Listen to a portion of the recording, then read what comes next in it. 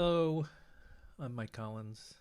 Today we're going to go over making this horizontal repeating group card go from horizontal to vertical. Now, in Bubble, let's look at the old group first. We'll do this sort of side by side. So the old card repeating group, the old repeating group, I had a fixed number of rows, 1, with a minimum width column of 320. Now if I uncheck this set number of rows, we see that we get a few more options. One is to scroll horizontally or vertically or wrap horizontally. So in the new card, I did rebuild my cards because I didn't like the original card. But if you like your original cards and you just want to change it up, then uncheck this and then you'll get the horizontal and vertical. So looking at back to here, we see that it is horizontal. If I just want to change it up, I can do vertical, and it looks like something's wrong. Yep. Okay, let's change this to 320.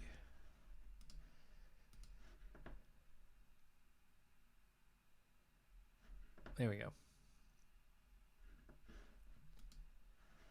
With the old cards, one of the reasons I rebuilt it is because I didn't use the separator. I used a combination of padding and margin to get the spacing and make everything fit within the borders. But with this new one, I did a solid separator. I'm using 24 pixels, and then the color I just set to 0. So now let's look at it in there we go. Let's see what 320. Okay, perfect. So this is on what a mobile size would be, and this is the vertical here. And because I used some CSS to change it from horizontal to vertical, we look at it in the mobile again, it's still vertical. It's not horizontal. But if we just go up a little bit, it's now horizontal. So besides setting these, I did add a class on here using the Classify plugin, one of my favorite, most useful tools. And then I went and inspected what it was doing going from horizontal to vertical. So if we look at the main repeating group, we have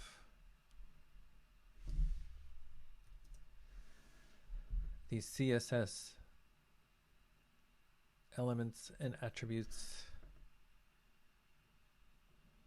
tags, the CSS element with the tags and the attributes, driving how this looks. So if I open up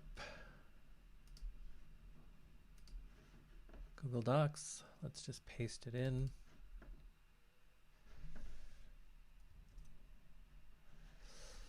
And then let's change this to vertical.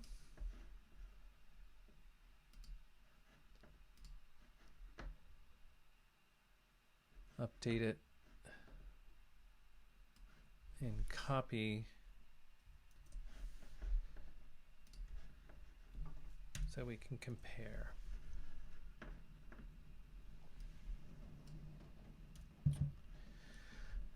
Okay. Oops.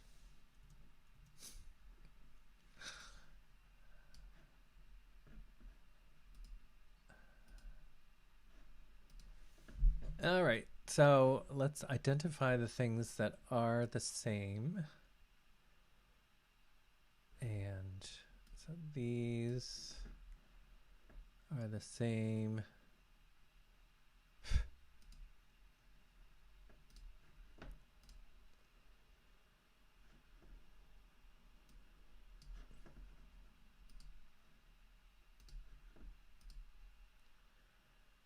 These next ones, the min height, order, min width, align self, border radius,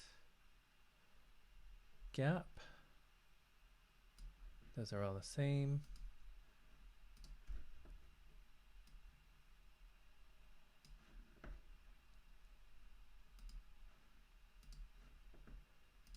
So double check height.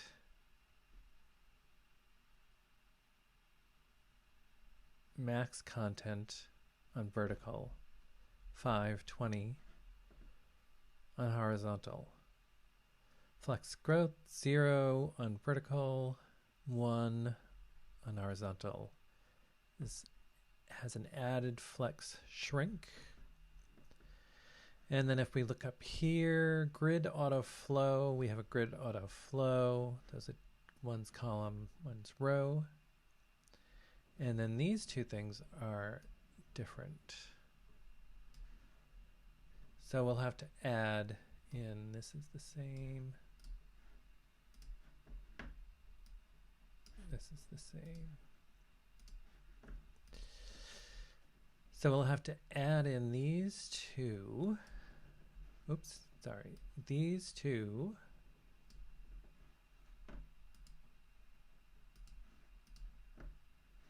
To what we put for the vertical.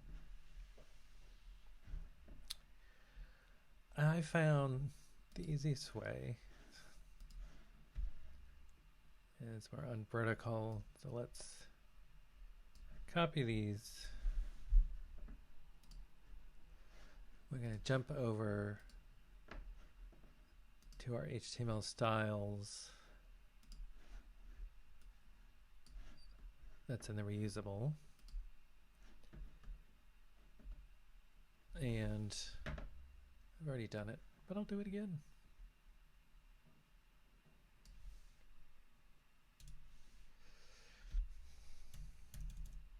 So first thing I want to do is just make sure that I'm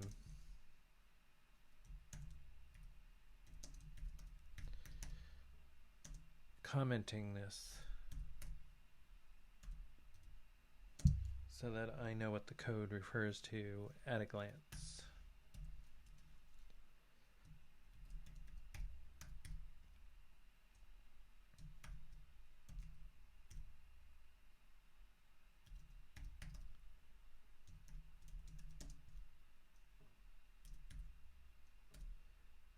I'm doing it at 425 for now.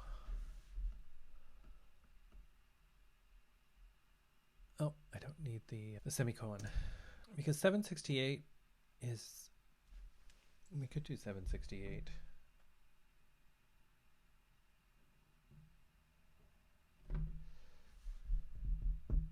But we'll leave it for 425 right now, and then we'll change it to 768. And then I called the class myCardSwitch.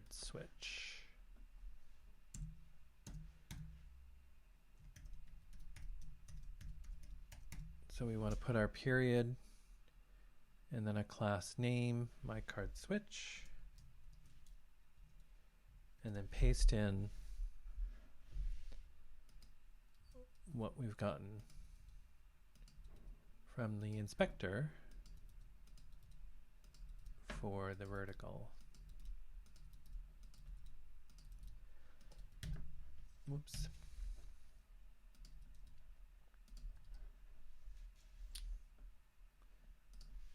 Okay, let's close that off, then close off the media query. And then we need to add those two other bits. I could just copy them from here. I'll put them up here.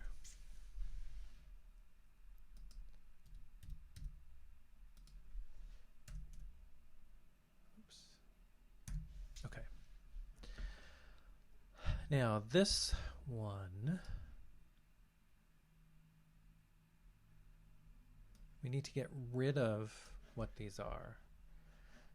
So if you don't know your options, a good thing to do is just to go and Google it. So, oops, we can see under syntax, we have an option of none for the grid template rows. So we're going to put none. And then let's see what our options are for grid auto columns.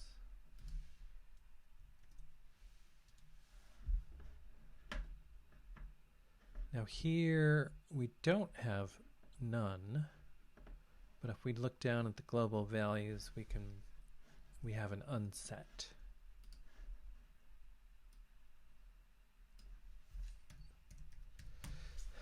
Perfect. Now with everything that's in the style sheet, we have to add our important to everything.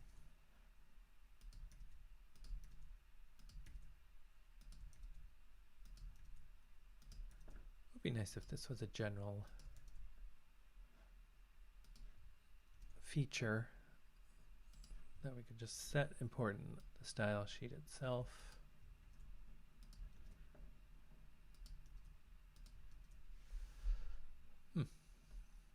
Maybe you can. Let's see. Style.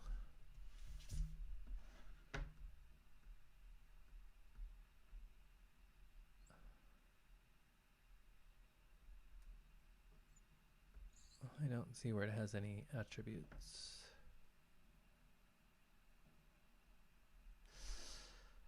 Oh, that's too bad. Okay, so let's save that. And let's go make sure that I didn't mess it up. And to go back here, set this to horizontal.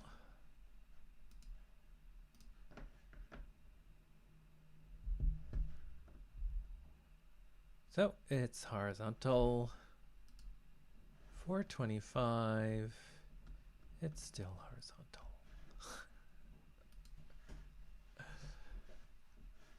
So myCardSwitch.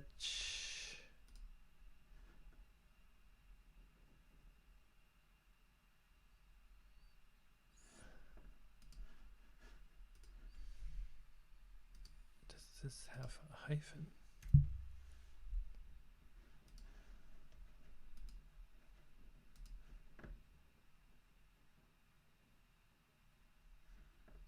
There we go.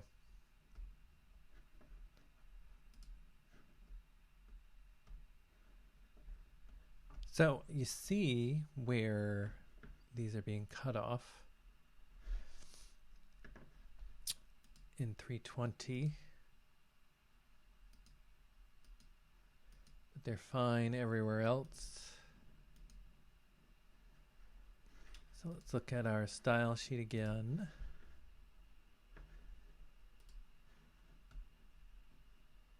And let's look for 320. So it's right here. Let's change that to 280. And see if that corrects that. And it does. Woohoo! So with the little CSS, so you now see that the original styles, or style element, the attributes or tags are all crossed off. But if we scroll down a little and we look at the one we put in myCardSwitch, and that's at the @media query of the 425 breakpoint, we have our style. That's it. That's how you do it. You know, if we look at the scroll direction, one of the reasons for doing it this way is because Bubble hasn't exposed that in the conditionals yet. So if we look at the properties that are available to us on the repeating group, scroll direction is not in here yet. Hopefully someday they'll put it in so that we don't have to do this workaround. But until then, that's how to do it. Thank you.